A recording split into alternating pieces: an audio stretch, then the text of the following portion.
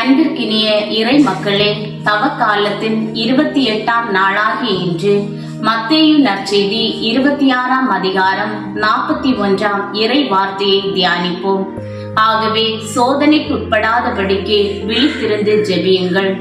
கெத்செமனி தோட்டத்தில் இயேசு மிகுந்த துக்கப்பட்டு சீடர்களிடம் ஜெபிக்கும்படி கூறிவிட்டு அவர் தனியாக சென்று ஜெபித்தார்.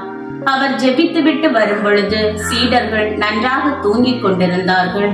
அப்போது இயேசு பேதுருவிடம், 1 மணி நேரம் கூட என்னோடு விழித்திருக்க உங்களுக்கு வலுவில்லையா? உங்கள் மனம் ஆர்வமுடையதுதான், உடல் வலுவற்றது. ஆகவே சோதனைக்கு உட்படாதிருக்க விழித்திருந்து ஜெபிக்க இறைவனிடம் வேண்டுவோம். நாம் இன்பத்திலும் துன்பத்திலும் ஜெபிக்க வேண்டும். இறை திருவுள்ளத்திற்கு கீழ்ப்படிந்து ஜெபிக்கும் வரம் வேண்டி இந்த தவ காலத்தை ஒப்பு கொடுப்போம். ஆமேன்.